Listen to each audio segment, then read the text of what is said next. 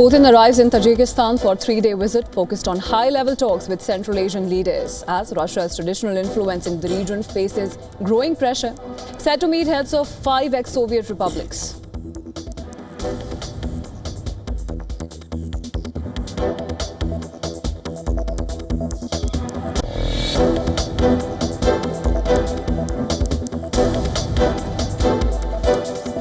Trump calls for Democratic Illinois governor and Chicago mayor to be jailed for opposing his mass deportation campaign, which is a day after armed Texas troops arrive in the state as Chicago becomes a flashpoint in ICE crackdown.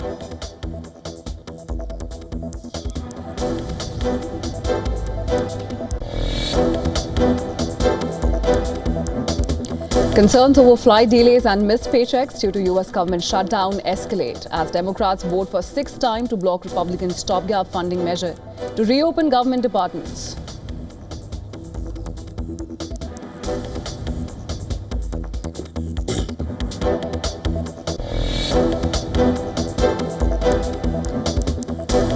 French President Emmanuel Macron and his office says that he will name a new prime minister within the next 48 hours after the resignation of outgoing Premier Le Cornu tips the country deeper into political crisis.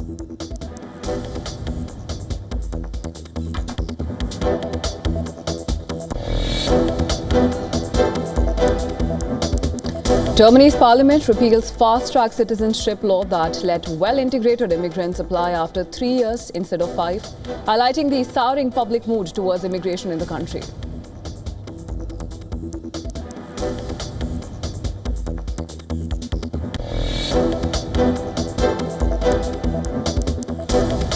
Venezuela's defense minister warns citizens to prepare for potential U.S. military action, calling Washington's behavior irrational and warmongering as the country launches large-scale security operations.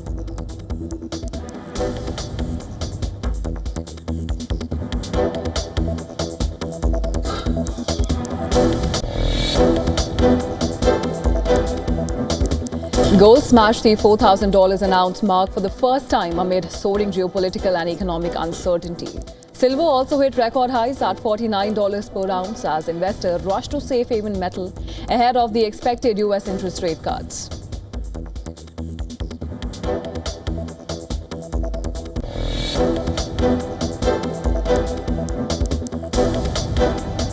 Beth Mooney's brilliant century rescues Australia from one of the biggest shocks in World Cup history. Her match-defining knock set the platform for a dominant 107-run victory over Pakistan.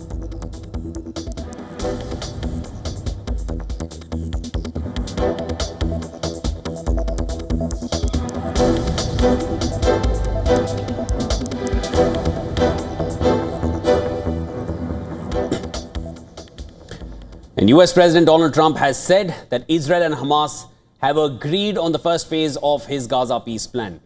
And they have hailed it as a historic and unprecedented step to ending the 2-year-old war. Well, in a post on Truth Social Network, Trump said that all of the hostages will be released very soon and Israel will withdraw its troops to an agreed-upon line, calling it the first steps towards a strong, durable and everlasting peace. Trump received a note during the White House meeting saying a Gaza deal was very close, and he was seeking his approval for a social media post. Very close. And this note was handed to Trump by none other than the US Secretary of State Marco Rubio. And this was seen by an AFP photographer who was there in the room. Trump, in his post, also thanked mediators Qatar, Egypt and Turkey. The mediators also confirmed an agreement for the first phase. Qatari Foreign Ministry, in a statement on social media, said that an agreement was reached on all provisions and implementation mechanism on the first phase of the Gaza ceasefire, which it said will lead to ending the war, the release of Israeli hostages and Palestinian prisoners, and the entry of aid. The statement said that the details will be announced later. Now, the Israeli Prime Minister's office said that Benjamin Netanyahu spoke with US President Donald Trump and the two had what it described as a very emotional and warm conversation, congratulating each other on the historic achievement of signing the agreement. Netanyahu said that it would convene that he would convene the government on Thursday to approve the agreement and bring home all the hostages held by Hamas in Gaza. Hamas said that it has submitted lists of Palestinian prisoners who are to be released by Israel in exchange of the hostages. Well, a source within the group told AFP that Hamas will exchange 20 living hostages for 2,000 Palestinian prisoners as part of the first phase. A source which is familiar with the negotiations said that the exchange will take place within 72 hours of the implementation of the agreement, which is expected to be signed on Thursday. Hamas has called on Trump and guarantor states to compel Israel to fully implement the ceasefire and not allow it to evade or procrastinate in implementing what has been agreed now.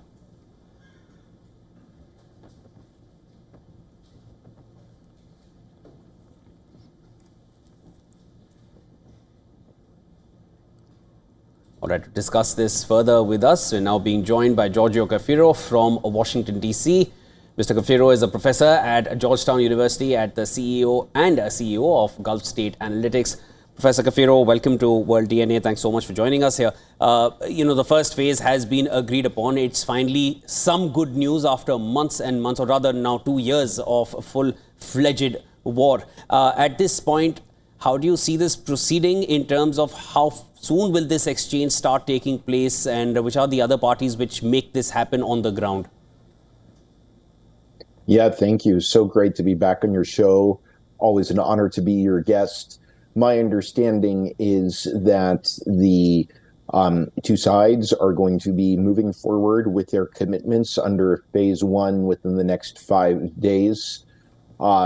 Again, just to repeat, this entails Hamas handing over the Israelis who have been held captive in Gaza, and the Israelis withdrawing to a certain line in Gaza. Now, to get to your question about sort of what will come later on, I think it's important for everyone to appreciate that this process is complicated. Of course, a positive sign that the sides have agreed to phase one of the ceasefire, but there are some sticking points that have yet to be worked out. Very complicated issues. Some of them relate to Hamas disarming, also questions surrounding post-war governance in Gaza. Many details we don't have right now. The plan seems very vague, but I think in upcoming days, weeks and months, maybe we'll see the different sides with support from different actors in the region try to negotiate through these points. Right. There are still some sticking points and, of course, ambiguity that has to be straightened out. But that being said, that also brings us to the question of trust, or perhaps the lack of it. Now, Hamas has confirmed the deal, but it's calling on Trump and other guarantors to make sure that Israel sticks to the word. Now, given how fragile these truces can be, how deep the mistrust stands on both the sides. Now, what kind of guarantees and oversight could actually make this deal stick?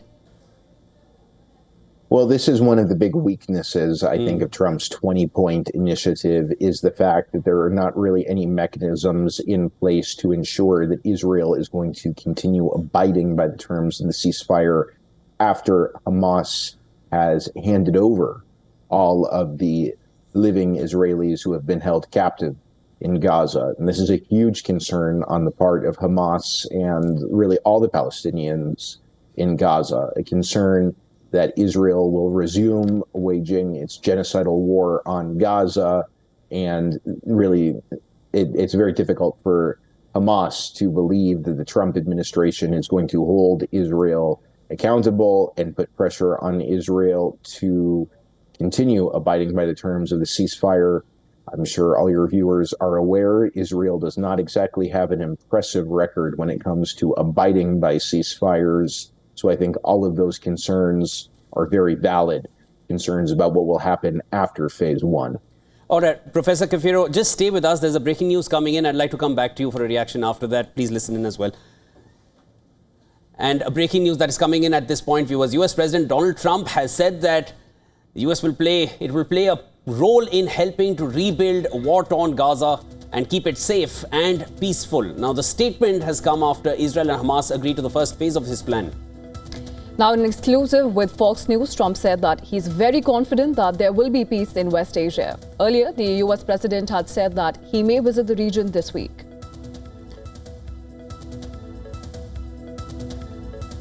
Professor Kafiro, you just heard that that's the US president saying that it will play a role in helping to rebuild war-torn Gaza and keep it safe and peaceful. And, this is something which we were just discussing earlier. It's vague. Who takes care of Gaza after this? Who gets appointed to run things in Gaza? That still remains a question. But now there seems to be a more profound US imprint that is looming over it.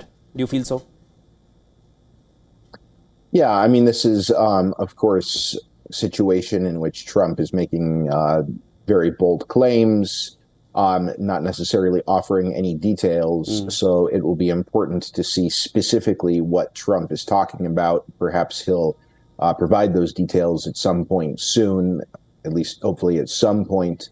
But I think it also needs to be pointed out that when Trump was running for president in 2024, he really, sent the message out to U.S. voters and really to people all over the world that unlike Joe Biden, he was going to be a president who would bring peace to the world. He would be able to negotiate peace deals. We haven't seen that take place in the Ukraine conflict.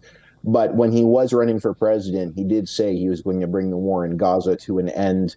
So I think right now, with the two sides agreeing to phase one, this is really, at least in terms of the optics, this is a huge win for Trump. It gives him a chance to really say that he's making good on his 2024 campaign pledge during the first year of his second term. Again, we have to see what happens with the phases beyond this first one. But right now, Trump is really focusing on, emphasizing that he is a president who knows how to negotiate deals and how to bring conflicts to a conclusion. And I think probably so far in his second term, this is his biggest diplomatic breakthrough. All right, Professor Kafiro, thanks so much for joining us here on World DNA. And I guess cautious optimism is what everyone is, wanting to exercise at this point. And, not to be pessimistic, but precedent only suggests that phase one doesn't necessarily mean phase two is going to be as smooth or phase three will even happen. But let's just be cautiously optimistic and just see that hopefully there seems to be a resolution at the end of this. That was Professor Kafiro joining us here on World DNA. Thank you. Yes. All right, and moving on, Ukrainian President Volodymyr Zelensky is waiting for a nod from the United States on the use of Tomahawk missiles. But Russia warns that this will escalate the situation on the battleground dramatically. But the question is, even if Ukraine gets Tomahawk missiles from US, can Ukrainian troops use the coveted munition? And is Russia wary of the Tomahawks? More in this next report. Take a look.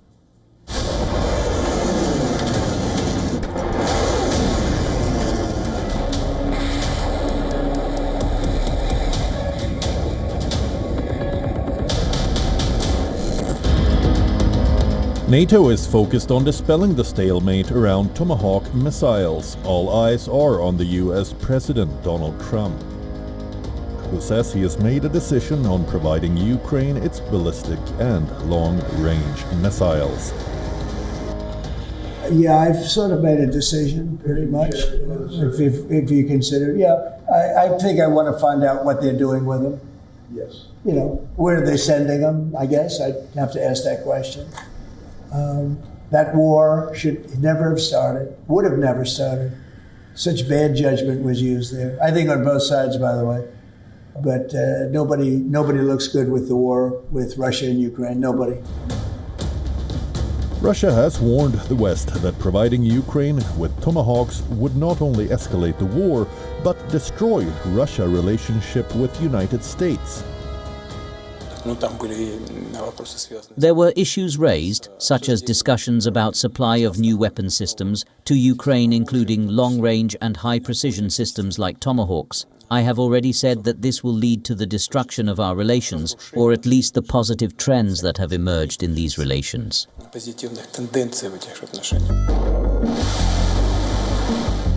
Despite being in service for a relatively long time, the Tomahawk is a weapon system, remains a dangerous tool for conducting high-precision warfare.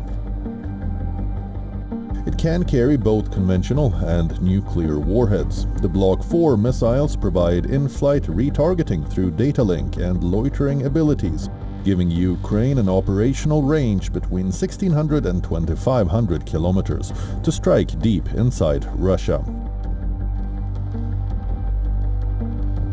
They were first used in combat during Operation Desert Storm during the 1990s and more recently to strike Iranian nuclear sites during Operation Midnight Hammer. US and allied militaries have flight-tested the GPS-enabled Tomahawk over 550 times. But here lies the problem. Even if Kyiv gets the coveted missile system, it can't be operated by Ukraine alone. The Tomahawk can be operated only by American or British military personnel, as the United Kingdom also fields the system. Also, training Ukrainian troops to operate it would at least take a year. Tomahawks require pre-launch programming, flight mission input, terrain following route planning that can only be performed by trained professionals. Russia has vowed to shoot down Tomahawk cruise missiles and bomb their launch sites if the United States decides to supply them to Ukraine. Russian lawmakers says Moscow has tackled these missiles in Syria. However, the missile's precision and terrain-hugging flight profile, Moscow's traditional S-300 and even S-400 surface-to-air systems may struggle to intercept it before terminal phase. The threat posed by a US-controlled Tomahawk deployment is thus not about range, it is also about timing, unpredictability and survivability. Even though Russian troops came face-to-face with Tomahawks during the Soviet era, can Moscow face Tomahawks again?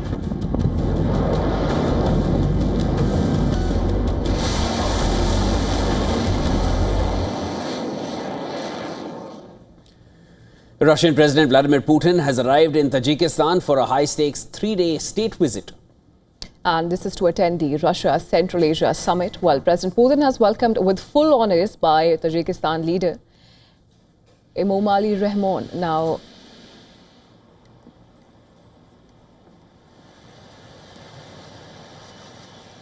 the two leaders made a symbolic stop at the Ismail Somoni monument, where Putin laid a wreath to honor the founder of the medieval Tajik state.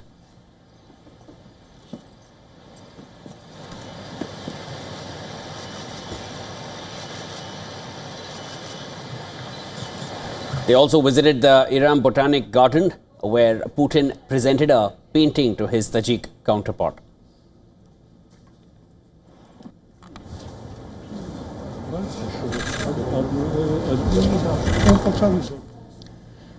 Well, today they will hold one-on-one talks, which will be followed by expanded discussions involving delegations.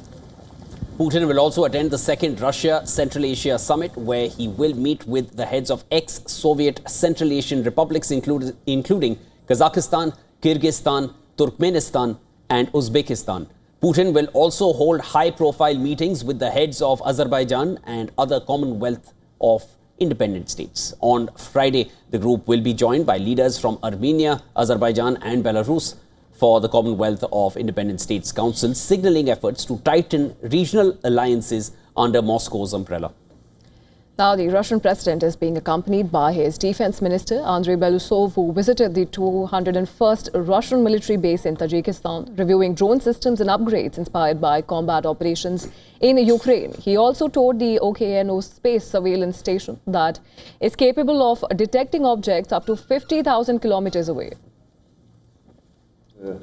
The situation in Central Asia remains very challenging. Therefore, we certainly need to strengthen cooperation in all areas we have established. This includes military cooperation, exchange of experience, training and military technical cooperation.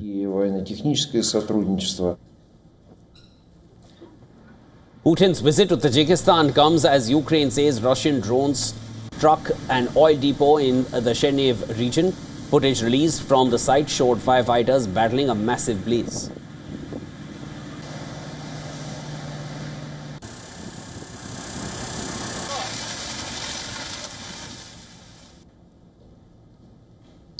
US President Donald Trump has called for the arrest of Illinois' Democratic governor and Chicago's mayor, accusing him of defying his mass deportation campaign. And this comes just one day after armed troops from Texas arrived in the state. Chicago, which is the third largest city in the United States, has emerged as a key flashpoint in the recent immigration crackdown led by U.S. Immigration and Customs Enforcement, that is the ICE, in response to President Donald Trump's decision to deploy federal troops to an army training center outside the city. Large groups of demonstrators marched through downtown Chicago.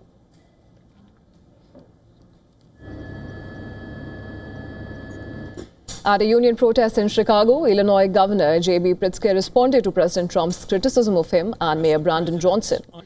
Now, Pritzker questioned the president's motives, asking what kind of nation allows its leader to go after rivals instead of governing for all.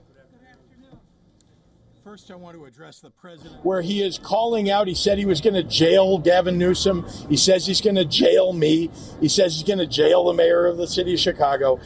These are people who stand against him, disagree with him, speak out about it, but literally have done nothing wrong.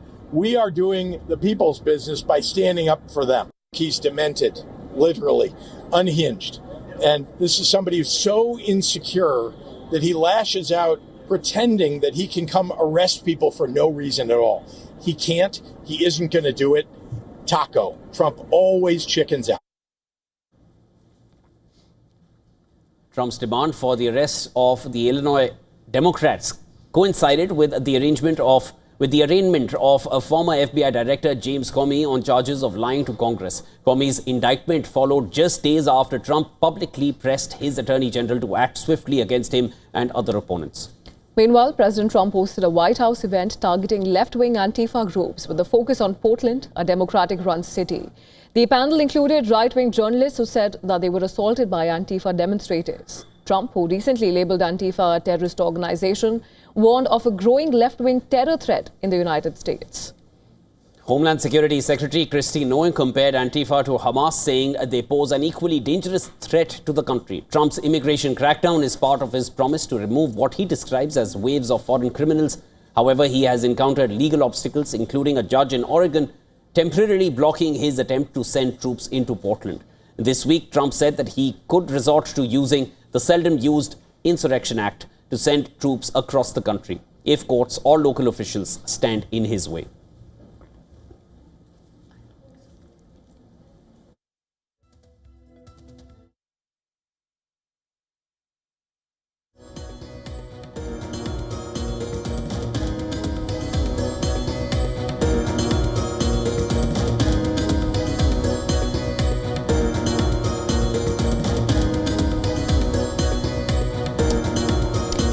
And with that, it's time for us to slip into a very short break. Don't go anywhere. You're watching World DNA.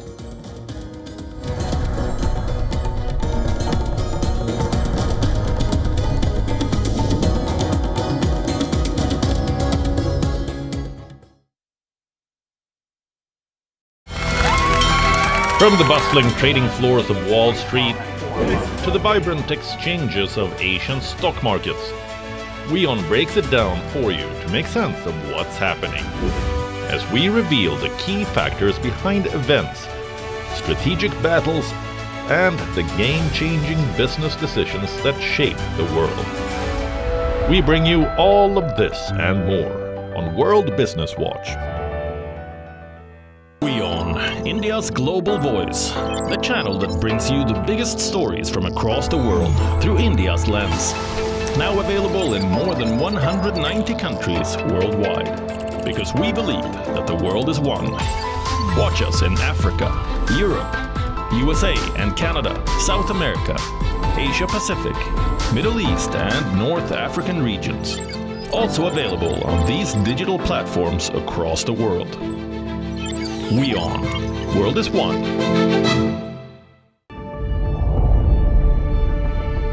The Earth is sending distress signals. Wildfires, droughts, and melting glaciers. Can we reverse the damage? Explore the harrowing effects of climate change. It's a wake-up call. Global emergency. Climate Tracker on WION World is One. Rashtriya Swayamsevak Sangh. To some, it's an extreme ideology. To others, it's the very soul of India. To some, it's rebellion. To others, it's a principle of nation building. Coming soon to challenge perceptions in RSS Centenary Year, Kesariya at 100.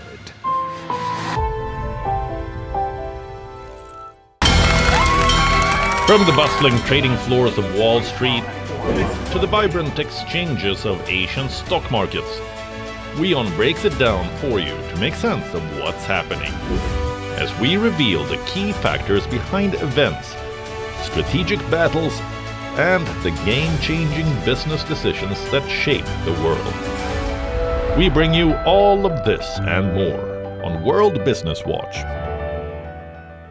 WION, India's global voice, the channel that brings you the biggest stories from across the world through India's lens. Now available in more than 190 countries worldwide. Because we believe that the world is one. Watch us in Africa, Europe, USA and Canada, South America, Asia Pacific, Middle East and North African regions.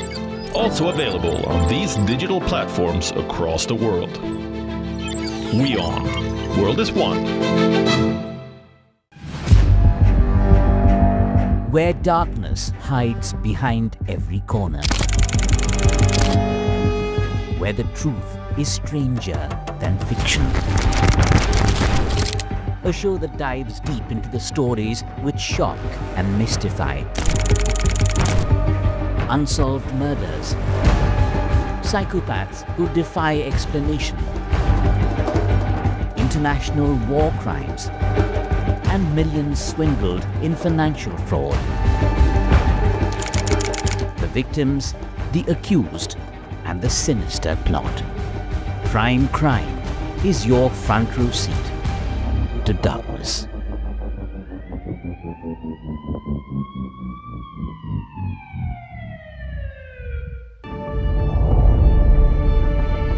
The Earth is sending distress signals.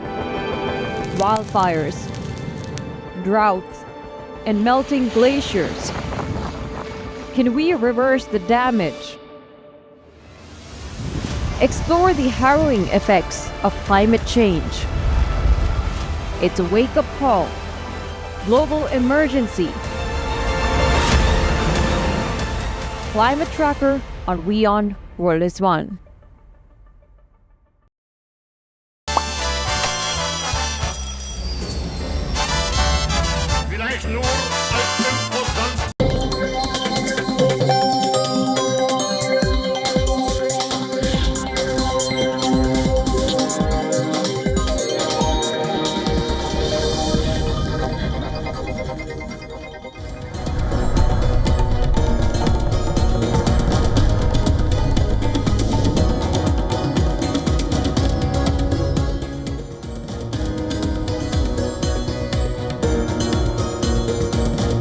Welcome back, viewers. You're watching World DNA with Diksha. I'm Shivan. Lots more to discuss. Let's start with the headlines.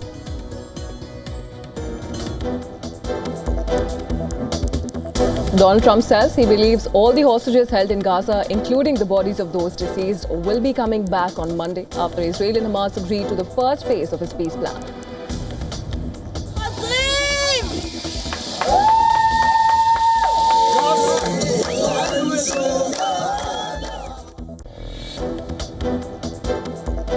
Spanish lawmakers vote to enshrine in law an arms embargo on Israel that Prime Minister Sanchez introduced to end what he called the genocide in Gaza. The decree, announced in September, passed by 178 votes to 169.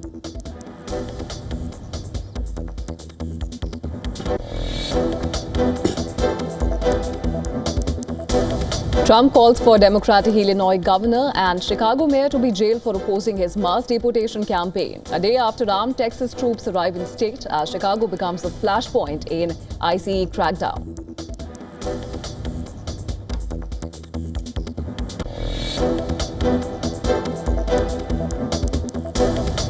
French President Emmanuel Macron His office says he will name a new prime minister within the next 48 hours after the resignation of outgoing Premier Le Cornu, which tips the country deeper into political crisis.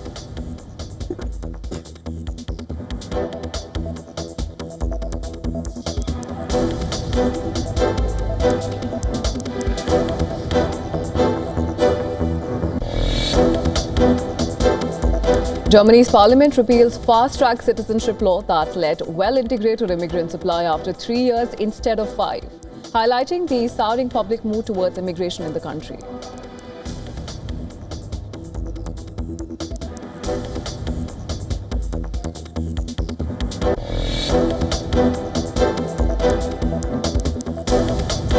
Afghan Foreign Minister Amir Khan Muttaqi arrives in New Delhi, marking crucial talks between India and Taliban-led government, humanitarian assistance and infrastructure programs among key issues to be discussed.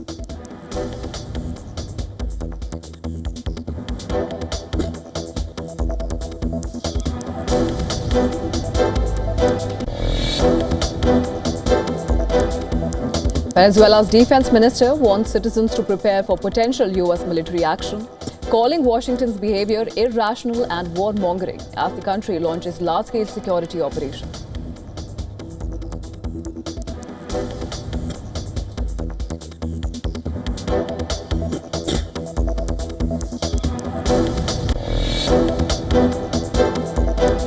Fed officials signaled strong support for more interest rate cuts this year amid concerns over a weakening labor market. Fed is expected to reduce rates again soon, despite uncertainty from the ongoing government shutdown limiting key economic data.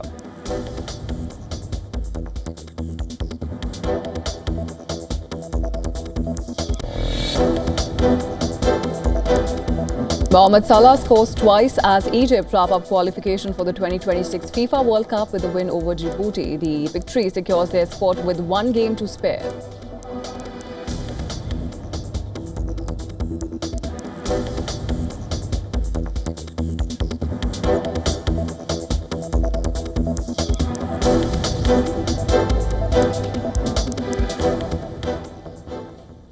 On the second day of his India visit, British Prime Minister Keir Starmer will be hosted by Prime Minister Narendra Modi in Mumbai today. Well, the two leaders are scheduled to hold a meeting at 10 a.m. local time, and that's going to be followed by press statements in Maharashtra's Raj Bhavan. The two prime ministers will review the progress of the India-UK Comprehensive Strategic Partnership based on Vision 2035, a 10-year plan linked to the India-UK Free Trade Agreement, FTA, which was signed recently in July, to strengthen the main areas of their partnership. The deal is set to remove tariffs on over 90% of goods once it is ratified by the UK Parliament. Well, the two leaders are expected to mark the growing trade ties with an announcement of further Indian investment into the United Kingdom. The UK's biggest trade mission to India, featuring over 100 companies and organizations with the Prime Minister. It revealed that 64 Indian companies are set to invest $1.75 billion in Britain. India's Commerce Ministry said both countries have agreed to work more closely in sectors including advanced manufacturing, digital trade, clean energy and services. After the bilateral talks at Raj Bhavan, Prime Minister Modi and his British counterpart Starmer will deliver keynote addresses at the Global FinTech Fest in Mumbai, highlighting the India-UK Technology Security Initiative from last year, which aims to boost cooperation in important new technologies like telecoms, AI, quantum computing, biotechnology and critical minerals. They will also join the CEO Forum at Geo World Center in Mumbai.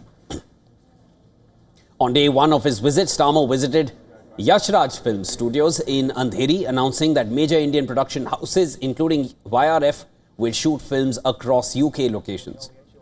Well, he also took part in a football showcase event organized by the English Premier League in Mumbai, highlighting sports diplomacy between the UK and India. Good going. Okay, stop. Come back.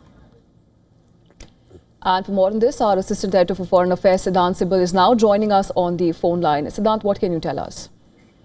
Well, today is the second and last day of the UK Prime Minister Keir Starmer's India visit.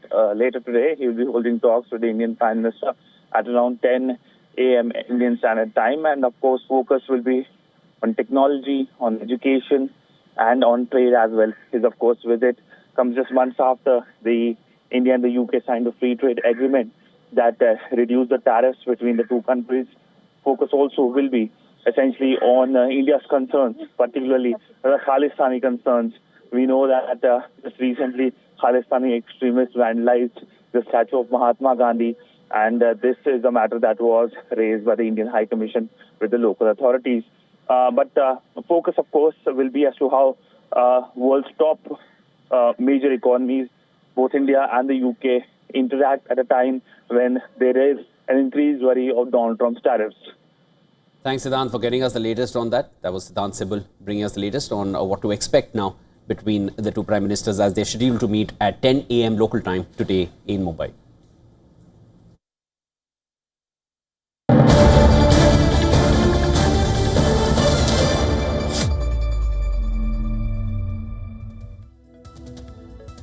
Big development at this hour. Sreshan Pharmaceuticals owner S. Ranganathan has been arrested by the Madhya Pradesh police from Chennai.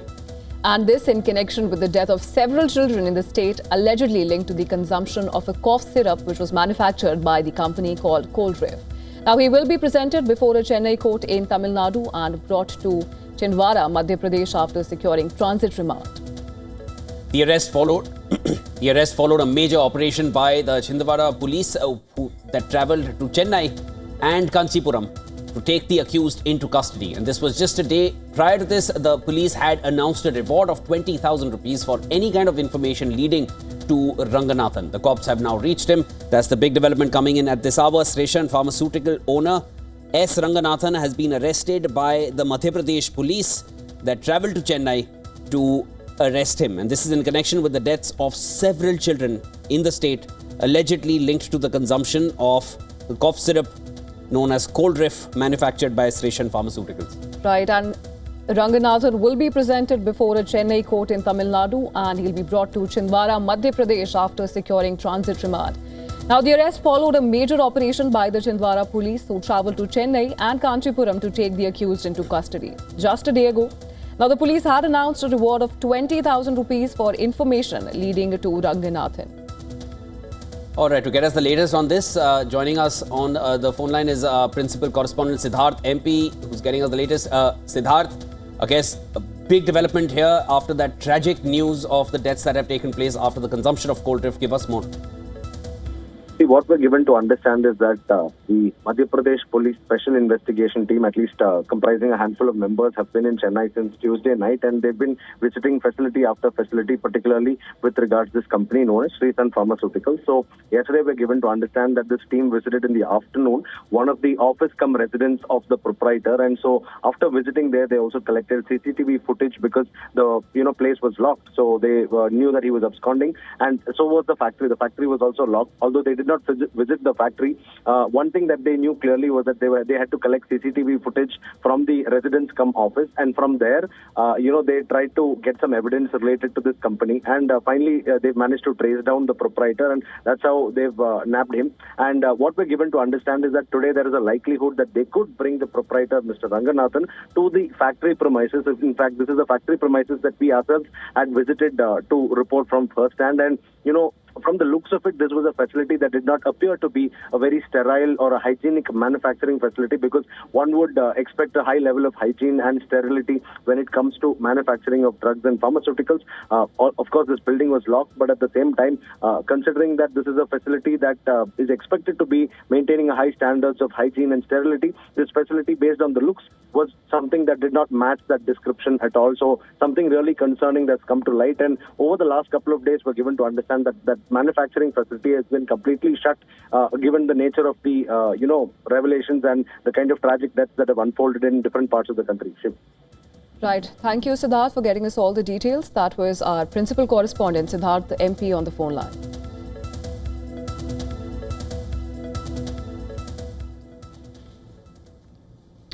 And Afghan Taliban Foreign Minister Amir Khan Muttaqi has arrived in India, marking the first official ministerial visit from Kabul to New Delhi since the Taliban took power in Afghanistan in August 2021.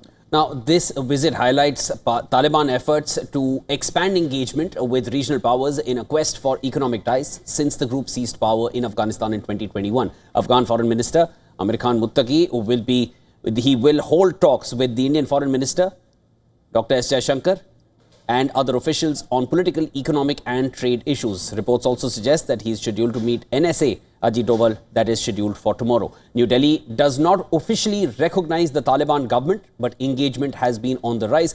It has taken tentative steps to thaw ties with meetings and talks between senior officials in their respective foreign ministries. Now, in 2022, India opened a small mission to facilitate trade, medical support and humanitarian aid. Muttaqi's trip was made possible after the UN Security Council Committee temporarily lifted a travel ban on him to allow diplomatic engagements abroad. Just recently, India was among the first Central Asian nations to attend Moscow Forum talks, where it opposed the deployment of foreign military infrastructure in the region. And the statement was regarded as a signal of opposition to US President Donald Trump's stated objective to retake control of the Bagram military base near Kabul.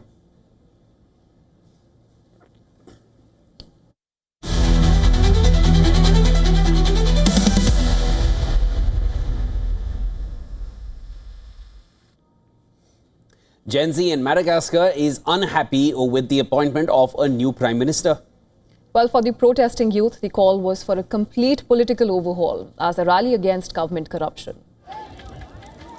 Fresh protests broke out in the capital as the youth remained disappointed with the appointment of an army general as the new Prime Minister of Madagascar. Many call it a whitewash as they continue to demand the president's resignation and sweeping reform in government institutions.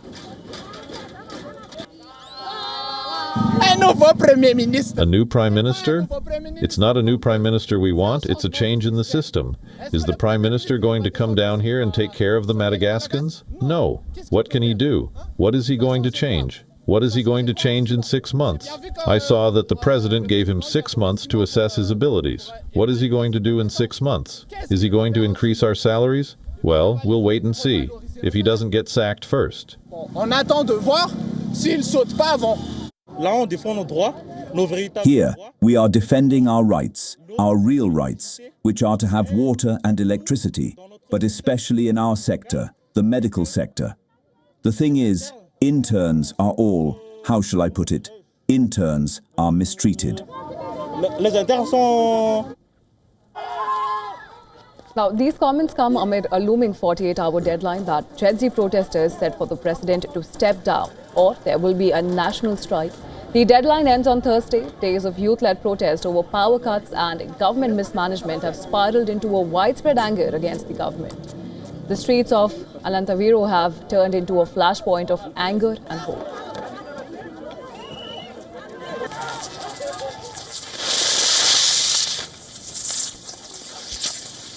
For nearly 2 weeks, thousands of young protesters have marched through the capital facing tear gas and batons charges.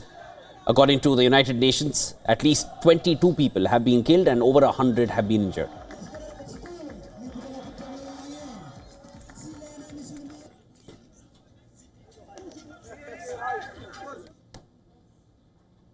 And in Japan, an unprecedented early surge in influenza cases has prompted health authorities to declare a nationwide epidemic.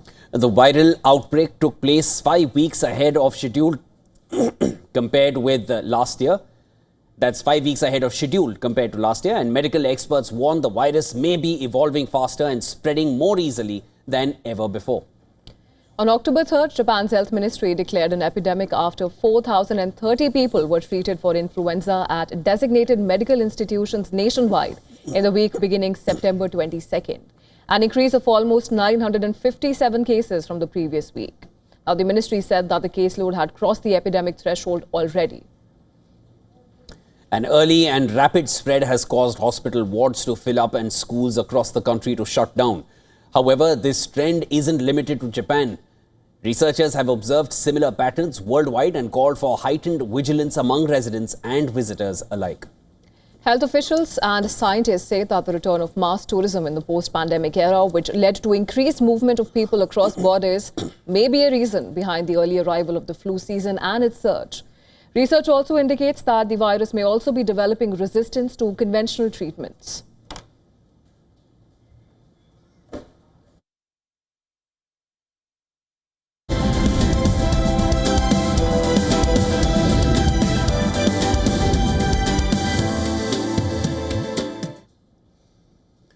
And the US Securities and Exchange Commission is taking a major step towards redefining how crypto and fintech innovation is regulated. The move could mark a turning point for the US crypto landscape, bridging the gap between innovation and investor protection. Now take a look at this next report for more details on this. The US Securities and Exchange Commission is preparing to codify an innovation exemption that could give crypto and fintech startups room to operate under regulatory supervision. Chair Paul Atkins said the move marks a clear break from years of regulation by enforcement that pushed projects abroad. The exemption framework would allow new blockchain and decentralized finance ventures to test their modules under temporary, supervised conditions while broader rules take shape. The SEC aims to finalize the proposal by year-end, signaling a decisive shift from enforcement to engagement in US digital asset policy. The industry has welcomed the move as a long-awaited bridge between innovation and regulation. Developers say it could lower barriers to entry and bring compliant projects back onshore. Ethereum governance tokens spiked following the remarks, reflecting optimism that clearer rules may finally align innovation with investor protection. Experts note that the framework's impact will depend on how closely it fits the realities of decentralized systems, warning that poorly designed rules could still make compliance prohibitively expensive. The policy shift comes as digital assets enter a new growth phase. Bitcoin is holding at record highs, supported by institutional inflows exceeding $37 billion into exchange-traded products. Altcoins like Ethereum, Solana, and XRP are seeing stronger real-world adoption, while tokenization and DeFi activity continue to expand. With global regulations taking effect, the SEC's innovation exemption could embed crypto deeper into the global financial system. Business Bureau WION World is One.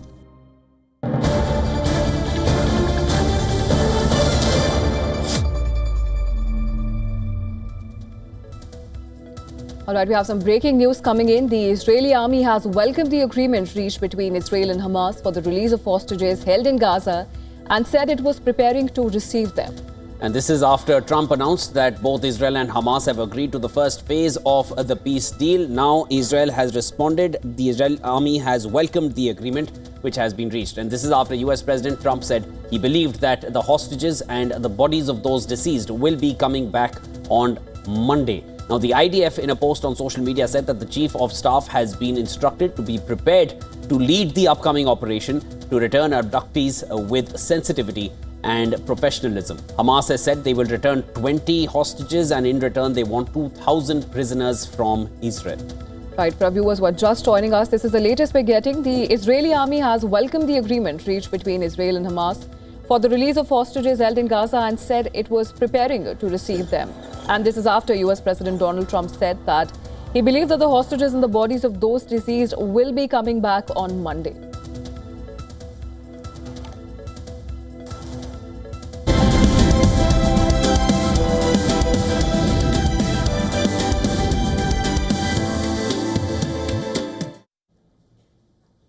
Google has launched its AI-powered conversational search feature called Search Live in India. The feature allows users to use their phone's camera to give visual context to Gemini and then ask questions, or even have a conversation with the chatbot about the subject. Now, the feature has been launched in English and Hindi. Google's Search Live feature, first introduced in the US in the month of July, is built on the company's Project Astra technology, which is a multimodal AI assistant developed by Google DeepMind. Search Live has been made available in India through Google's AI mode, and the feature lets users point their phone camera at objects to get real-time assistance, allowing a back-and-forth conversation that uses the visual context from the camera feed to establish the subject matter for the chat. With this expansion, India becomes the second market after the US to get Search Live. Now, Google has said that it plans to leverage India's large base of early AI adopters to train its systems on a wide range of visual contexts, making Search Live smarter over time. AI mode itself first debuted in the US in March, before expanding to more users in May and reaching India in June. Google has also expanded its AI mode to 7 new Indian languages, including Bengali, Kannada, and Malayalam. Now, the feature allows users to ask complex multi-part questions and get AI-generated answers that combine information from multiple sources.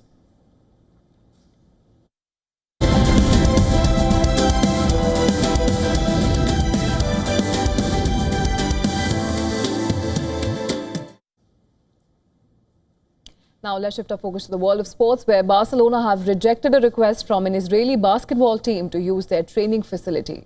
This comes amid deteriorating political relations between the two countries. Hapoel Jerusalem are due to play Baxi Manresa on October 15th in the Euro Cup competition. To prepare for that game, they requested to use Barcelona's training facility, but the Catalan club denied that request, citing logistical reasons.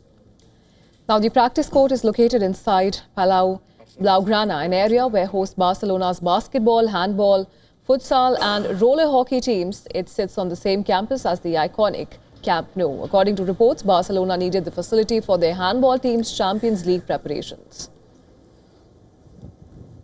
Some reports also link the decision to the recent pro-Palestine rallies held in Barcelona over the weekend. Tens of thousands marched through the city calling for an end to arms trade with Israel. Just last month, the final stage of one of cycling's most prestigious races, Vuelta a España, was cancelled after thousands of protesters gathered in Madrid and invaded the course where the race was due to pass from the center of the city. Protesters knocked down barriers and marched into the road, with some chanting for a boycott of Israel. Spanish Prime Minister Pedro Sanchez appreciated the demonstrations and stated that the protest had filled him with pride. And Deputy Prime Minister Yolanda Diaz said that Israel cannot compete in any event while it continues to commit a genocide. Earlier, Spain's government had labelled Israel's actions a genocide, and Prime Minister Sanchez too called for Israeli teams to be excluded from international sport.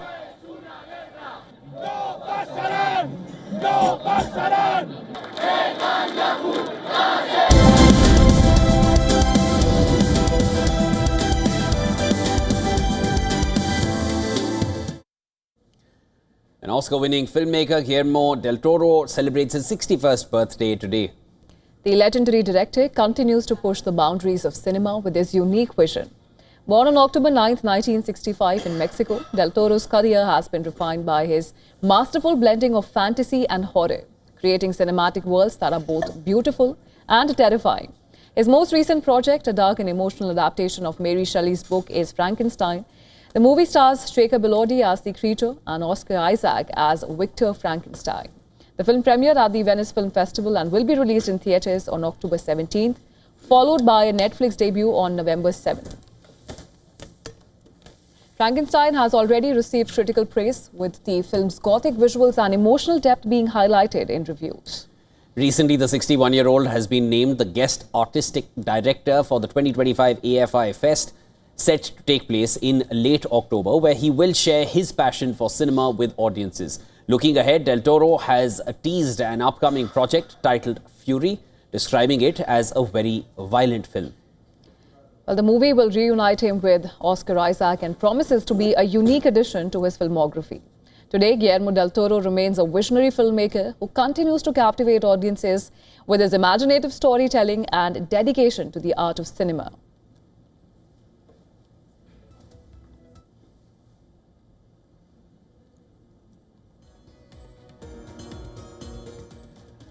All right, that's a wrap on this edition of World DNA. But before we slip into a short break, here's a look at all the climate stories making headlines across the world. Stay with us. This is WION World is One.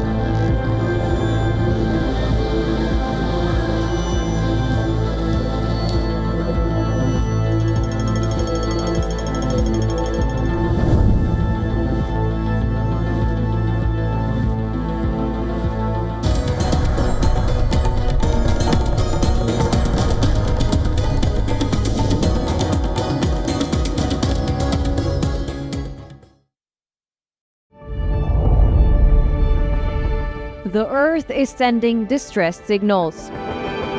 Wildfires, droughts, and melting glaciers. Can we reverse the damage?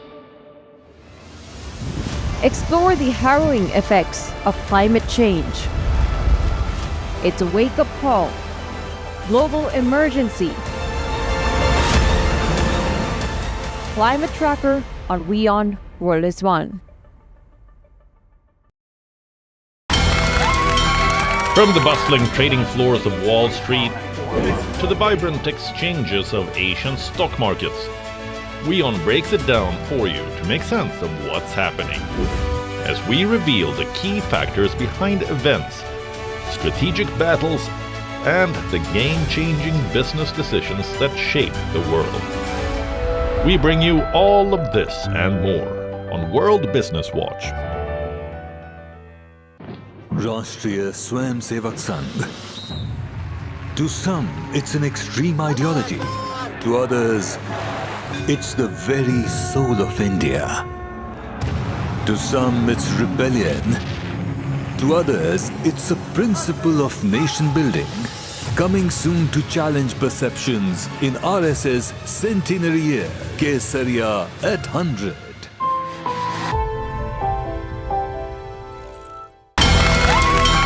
From the bustling trading floors of Wall Street to the vibrant exchanges of Asian stock markets, WION breaks it down for you to make sense of what's happening. As we reveal the key factors behind events, strategic battles, and the game-changing business decisions that shape the world. We bring you all of this and more on World Business Watch. WION, India's global voice, the channel that brings you the biggest stories from across the world through India's lens. Now available in more than 190 countries worldwide. Because we believe that the world is one. Watch us in Africa, Europe, USA and Canada, South America, Asia Pacific, Middle East and North African regions. Also available on these digital platforms across the world. WION, World is One.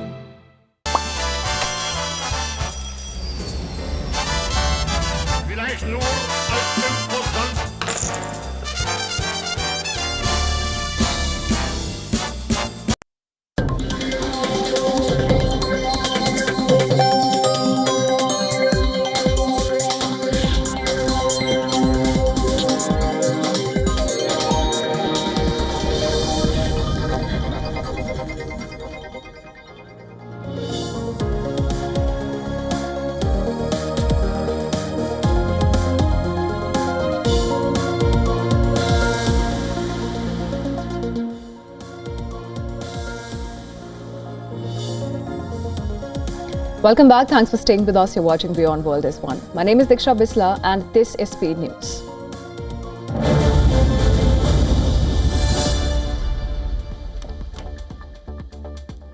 US President Donald Trump has said that Israel and Hamas have agreed on the first phase of a ceasefire deal, marking a significant step towards ending the war in Gaza. According to Trump, the deal involves the release of all hostages and Israel's withdrawal to an agreed-upon line, paving the way for a strong, durable and everlasting peace. Hamas has confirmed the agreement, calling for an end to the war, withdrawal of Israeli forces, exchange of prisoners and entry of aid. The agreement, brokered by Qatar, Egypt and the US, aims to halt the devastating conflict that has killed thousands and left Gaza in ruins.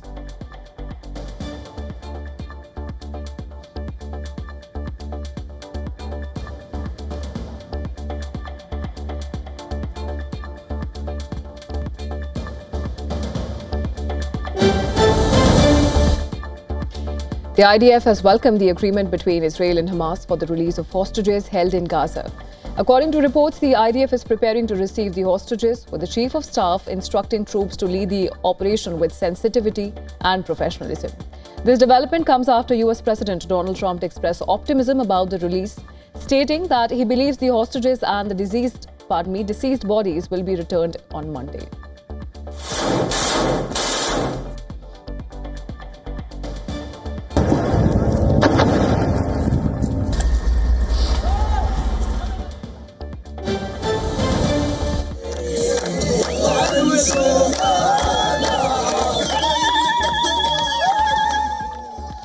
In Gaza, Palestinians filled the streets near Nasser Hospital in Khan Yunis, cheering and dancing during the early hours after Israel and Hamas signed off on the first phase of ceasefire deal to end the war in Gaza.